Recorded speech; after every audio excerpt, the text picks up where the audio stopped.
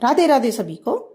मैं इस वीडियो में आपको मोहिनी एकादश व्रत की कथा सुनाने जा रही हूँ, जो कि एक पौराणिक कथा है। एक बार धर्मराज युधिष्ठिर ने श्री कृष्ण से कहा, हे भगवान, मैं आपको नमस्कार करता हूँ। आपने वैशाख मास के कृष्ण पक्ष की एकादशी अर्थात वरुथनी एकादशी के बारे में विस्तार पूर्वक बतलाया था। अब आप कृपा करके वैशाख शुक्ल एकादशी का क्या नाम है और उसकी कथा क्या है, इस व्रत की क्या विधि है, यह सब विस्तार पूर्वक समझाइए। भगवान श्री कृष्ण कहने लगे, हे धर्मराज, वैशाख मास के शुक्ल पक्ष की एकादशी को मोहिनी एकादशी के नाम से जाना जाता है। आज मैं मोहिनी एकादशी व्रत की वह कथा कहता हूँ जिसे महर्षि वशिष्ठ ने श्री रामचंद्र जी से कही थी। तो राजन, आप ध्यान पूर्वक सुने। एक समय श्री राम अपने गुरु वशिष्ठ से बोले, हे गुरुदेव, कोई ऐसा व्रत बताइए जिससे समस्त पाप और दुखों का नाश हो जाए। मैंने सीता जी के वियोग में बहुत दुख भोगे हैं। तो महर्षि वशिष्ठ बोले, हे राम, आपने बहुत सुंदर प्रश्न किया है। आपकी बुद्धि अत्यंत शुद्ध तथा पवित्र है। यद्यपि आपका नाम स्मरण करने से मनुष्य पवित्र और शुद्ध हो जाता है, तब भी लोकहित में यह एक अच्छा प्रश्न है। वैशाख मास में जो एकादशी आती है उसका नाम मोहिनी एकादशी है। इसका व्रत करने से मनुष्य सभी पापों से छूटकर और दुखों से छूटकर मोह जाल से मुक्त हो जाता है। मैं इसकी कथा कहता हूँ, सो ध्यान पूर्वक सुनो। सरस्वती नदी के तट पर भद्रावती नाम की एक नगरी में द्युतिमान नामक चंद्रवशी राम का राजा राज करता था। वहां धन धान्य से संपन्न वह पुण्यवान धनपाल नामक वैश्य भी रहता था। वह अत्यंत धर्मालु और विष्णु भक्त था।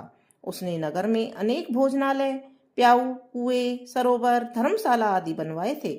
सड़कों पर आम, जामुन, नीम आदि के अनेक वृक्ष भी लगवाए थे। उसके 5 पुत्र थे, सुमना, सद्बुद्धि, मेधावी, सुकृति और धृष्टबुद्धि। इनमें 5वां पुत्र धृष्टबुद्धि महापापी था।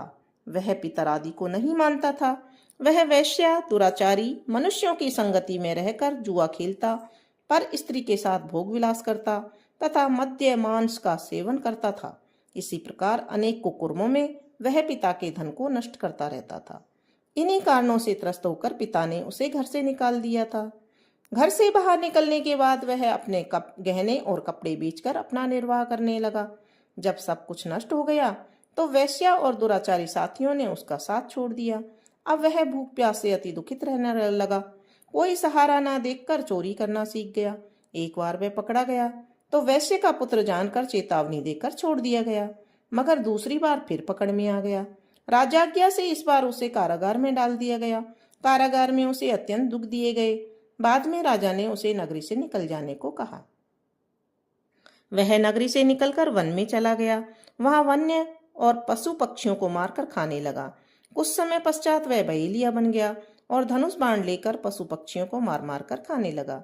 एक दिन भूख प्यास से व्यथित होकर वह खाने की तलाश में घूमता हुआ कौंडिन्य ऋषि के आश्रम में पहुंच गया।